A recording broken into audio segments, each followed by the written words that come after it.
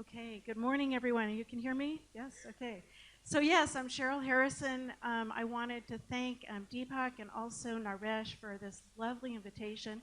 I was able to speak a couple years ago at the same conference, so it's a delight to be here, and I welcome you all. I'm going to move really, really fast because we're running behind schedule.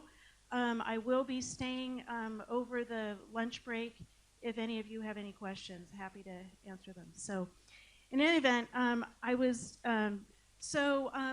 be quite honest with you. I was so excited when Naresh invited me to speak today that I wanted to take this opportunity to look at this challenge that we have in front of us. And in fact, when we are looking at squaring a circle of responsible packaging, there's a huge amount to cover.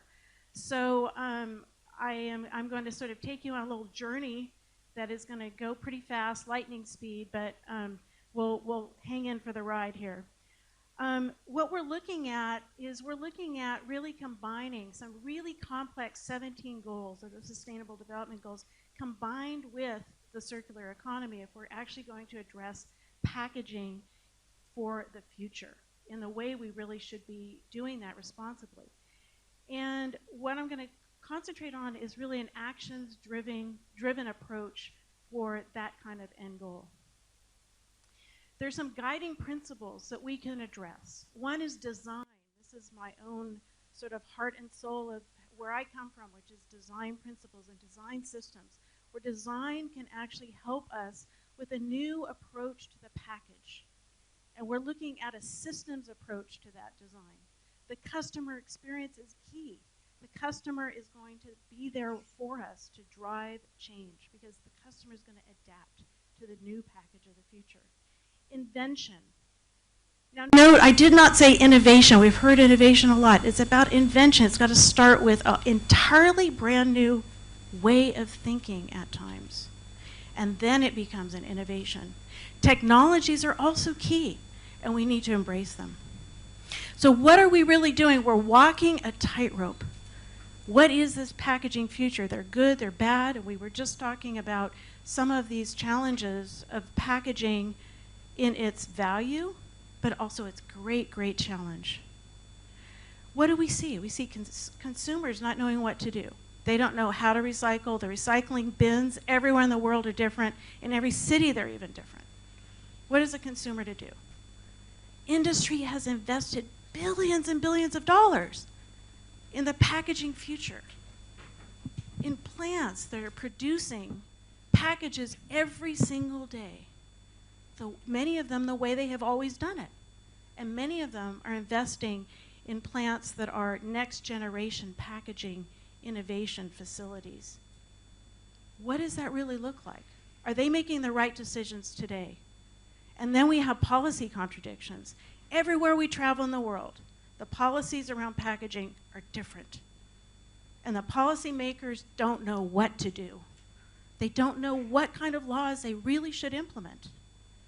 And then what we have is environmental upheaval. We have people who deeply care about our future and our environment. But they're up in arms. What are the answers? So this has resulted in a global concern about our packaging future. Let's take a quick tour of around the world. We have Europe, Japan, USA, India. These are only a few examples, but what we'll see in Europe is behavioral differences vis-a-vis Japan, USA, and India. We'll see in Europe a government policy infrastructure that has embraced sustainability. And if you walk down the street of any European city and you ask them, do you know about the Sustainable Development Goals? Chances are they'll say yes. People are beginning to think in Europe about the united front of a new packaging future and the circular economy. And then we have consumption. Everyone is thinking about GDP. Everyone's thinking about bottom line. They're thinking about that before they're thinking about anything else. So let's look at the good things about packaging. There's customer value. And I'm not going to need to read through all of those. You know all these items. Everyone in the room knows these items.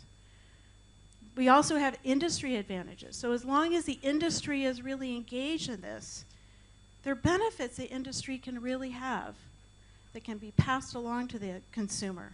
Capacity, production, availability, volume, cost. And then there's the efficiency of consumption, and we're going to be talking about traceability and smarter packaging later on. That was my time's up. I'm going to quickly go fast forward here.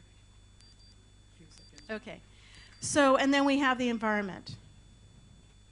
So one of the things we want to look at is the cost of the waste to do recycling and to collect and to reuse.